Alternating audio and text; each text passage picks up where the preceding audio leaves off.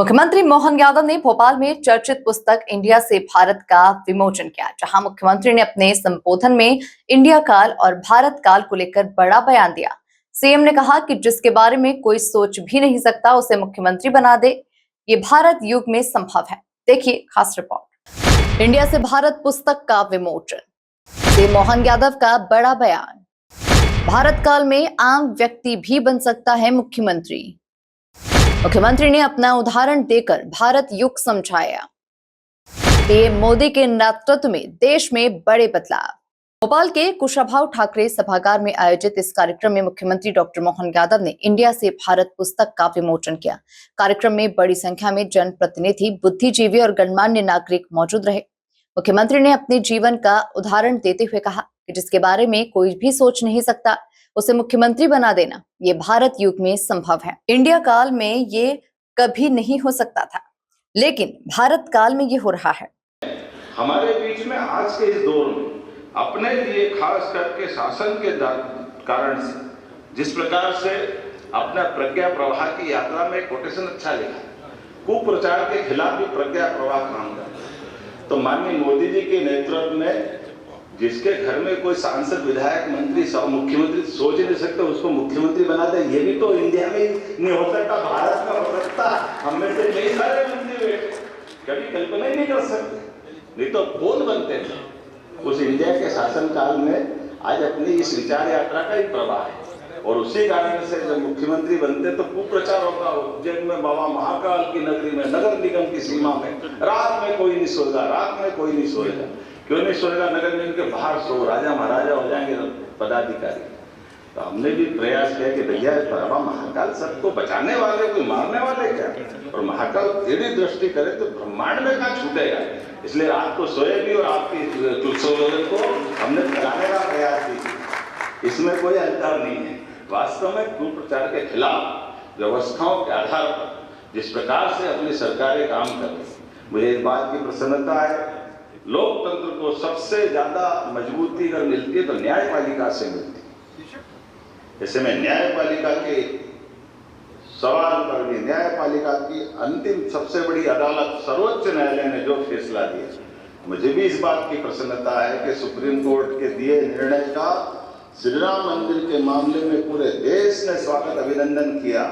और तो वो 75 साल तक जो मुकदमा लड़ता रहा वो भी राम मंदिर के भूमि पूजन में उपस्थित रहा। ये है हमारा वास्तव में भारत का अपना रहीम रसखान के जमाने का भारत, जिसके आधार पर हम अपनी उस संस्कृति पे गर्व कर सकते। ये ऐसी कई सारी बातें मैं बता सकता हूँ, लेकिन सच में आज इस कार्यक्रम में थोड़ा विलंब से आया, इसकी क्षमा भी चाहता हूँ। मेरे घर में कुछ घटना घटी थी इसके कारण से, लेकिन आपका ये पूरा आज का एक तरह से।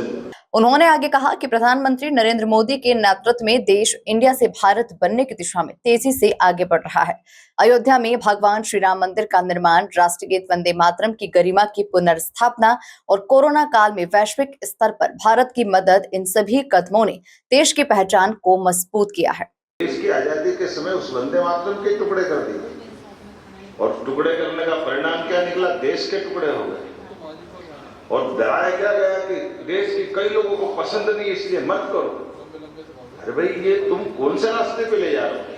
तुम्हारा अपना एजेंडा कुछ हो सकता है, देश के लिए आप गलत बात मत करो। ये भी 14 से अभी 26 की यात्रा में हुआ है। श्री राम मंदिर का निर्माण भी धूमधाम से और वंदे मातरम का गान भी देश भर में चल रहा है। ये हमारे नेतृत्व की विशेषता है, और ये है वास्तव में इंडिया से भारत की यात्रा में अभी छूटे हुए कुछ प्रसंग। मुझे आपकी तरफ से मैं आपको धन्यवाद भी देना चाहूँगा। सच में आपने बहुत मेहनत की। एक प्रसंग में इस पुस्तक में पढ़ रहा था, और वो प्रसंग में इस देश की आजादी के साथ ही जिस बात पे ध्यान दिया जाना चाहिए था, 1942 सेकंड बलवार में भी भारत ने अपनी सेना के साथ बड़ी भूमिका अदा की। सेना भी सक्षम थी, समर्थ, लेकिन सेना के प्रति दृष्टिकोण आजाद भारत के बाद देश के प्रधानमंत्री का क्या था? एक व्यक्ति 200 आपने उल्लेख किया, 200 जीप सप्लाई करने का ऑर्डर लेना, और वो ऑर्डर सेना के लिए जीप देना, और जीप के लिए 200 जीप का पैसा भी मिल गया और गाड़ी 49 पहुंची और वो भी उनने लौटा दी, किसी काम की नहीं, कंडम गाड़ी। वो बाद में 62 में हमारा रक्षा मंत्री बनता है। कमाल कर दिया है, वाकई में कौन सी दौर की सरकारें चल रही थी और आज का दौर। अपन तुलना करो, केवल याद करो मूछ वाला अभिनंदन, कितना अच्छा लगता है उस दौर को याद करें। वो अभिनंदन जिसके यही 14 से 26 के दौर में हमने सबने देखा हमारे शौर्य सैनिकों के ऊपर जो आक्रमण करके गए थे, उन आक्रमणकर्ताओं के घर में घुस करके हमारी सेना अगर मारने गई तो हमने बहुत। मुख्यमंत्री ने कहा कि प्रधानमंत्री मोदी के नेतृत्व में भारत ने बीते वर्षों में कई बड़े और सकारात्मक बदलाव देखे हैं और आने वाला समय भारत की वैश्विक पहचान को और मजबूत करेगा। Bureau report, MP news, Bhopal.